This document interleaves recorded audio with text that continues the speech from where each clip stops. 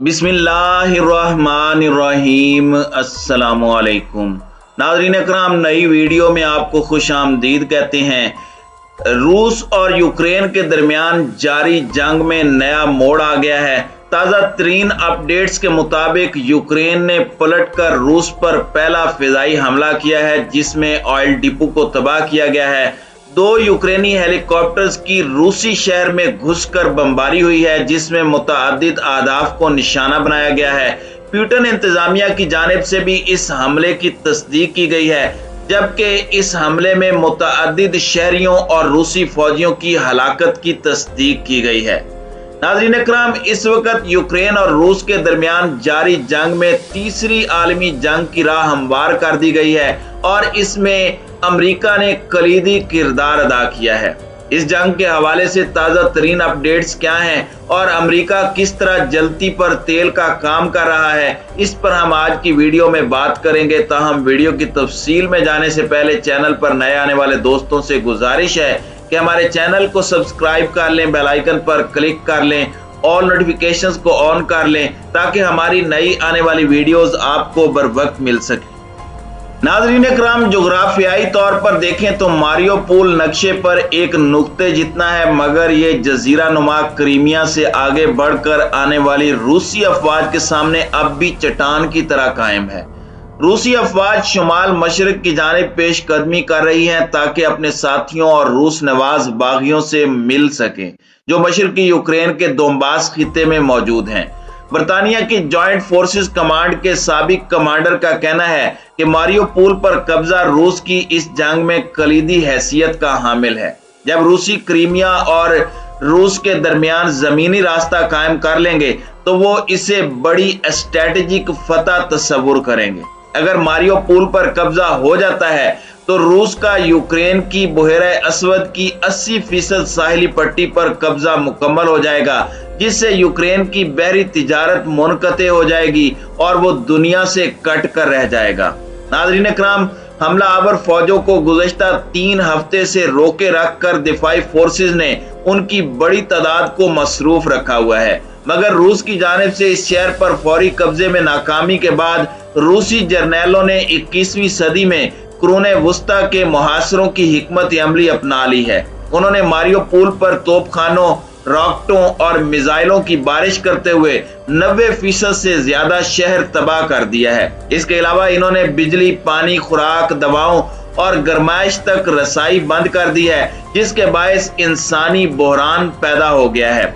Moscow इस बहरान की जिम्मेदारी यूक्रेन पर डाल रहा है। एक यूक्रेनी रुकने पार्लियामेंट ने कहा है कि रूस मारियोपोल को भूखा रखकर हथियार डलवाना चाहता है। नाज़रीन इकराम, रूसी अफवाज इस वक्त जवान मर्दी और बड़ी बहादुरी के साथ रूसी अफवाज का न सिर्फ मुकाबला कर रही हैं, बल्कि यूक्रेन ने रूसी सरजमीन पर भी बमबारी शुरू कर दी है। यूक्रेनी फोर्स ने 1 माह से जारी जंग के दौरान पहली बार रूसी सरजमीन पर फिजाई हमला करके ऑयल डिपो तबाह किया है। प्यूटन इंतजामिया ने यूक्रेन फोर्सेस की जानिब से की जाने वाली बमबारी की तस्दीक की है। इसी तरह इस्तांबुल में फ्रीकैन के दरमियान मुज़ाकरात भी जारी हैं और खार्किव के गवर्नर ने दावा किया है कि रूसी अफवाज ने कई इलाकों को खाली कर दिया है। गैर मुल्की खबर रसां इदारे के मुताबिक यूक्रेन के 2 फौजी हेलीकॉप्टर्स निचली परवाज करते हुए रूसी शहर बिलक्रोद में दाखिल हुए हैं, जहां उन्होंने मुतअद्दिद अहदाफ पर बमबारी की। हमले में एक ऑयल डिपो भी तबाह हुआ। रूस ने भी तस्दीक की है कि यूक्रेन के 2 हेलीकॉप्टर्स फिजाई हुदूद की खिलाफ वर्जी करते हुए शहर में दाखिल हुए और ऑयल डिपो को निशाना बनाया। रूस के जिस शहर के ऑयल डिपो को निशाना बनाया गया वो यूक्रेन की सरहद से महज 35 किलोमीटर की दूरी पर है। नाज़रीन इकराम, 27 फरवरी से शुरू होने वाली जंग के दौरान यूक्रेन की जानिब से रूसी सरजमीन पर किया जाने वाला ये पहला हमला है। दूसरी जानिब इस्तांबुल में फ्रीकैन के दरमियान मुज़ाकरात भी जारी हैं और खार्किव के गवर्नर ने दावा किया है कि रूसी अफवाज ने मुज़ाकरात के बाद कई इलाकों को खाली किया है।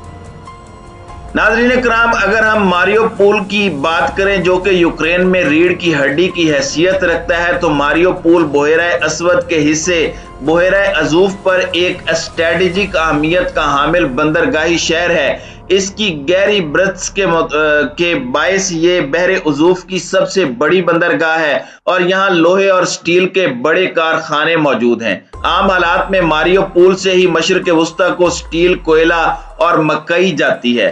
اب 8 برسوں سے جب سے ماسکو نے کریمیا پر 2014 سے قبضہ کر رکھا ہے تو یہ شہر جزیرہ نما کریمیا میں روسی افواج اور ڈونیسٹک اور لوہانسک میں روس نواز باغیوں کے درمیان سینڈوچ بنا ہوا ہے۔ یوکرین کی بچی کھچی معیشت کے لیے ماریو پول کا ہاتھ سے نکلنا بہت بڑا دھچکا ہوگا۔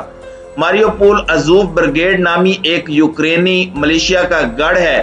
واضح رہے کہ بحیرہ ازوف ماریو پول کو باقی کے بحیرہ اسود سے جوڑتا ہے۔ ازوف برگیڈ میں دور جدید کے نازیوں سمیت انتہائی دائیں بازو کے عناصر موجود ہیں۔ اگر روس ازوف برگیڈ کے جنگجوؤں کی بڑی تعداد کو زندہ پکڑنے میں کامیاب ہو جاتا ہے تو امکان ہے کہ یوکرین اور اس کی حکومت کی ساکھ بگاڑنے کے لیے ان کی روسی سرکاری میڈیا پر پریڈ کروائی جائے۔ اگر روس نے ماریو پول پر قبضہ کر لیا تو یہ دونوں متحارب ممالک کے لیے نفسیاتی طور پر اثر انگیز ہوگا۔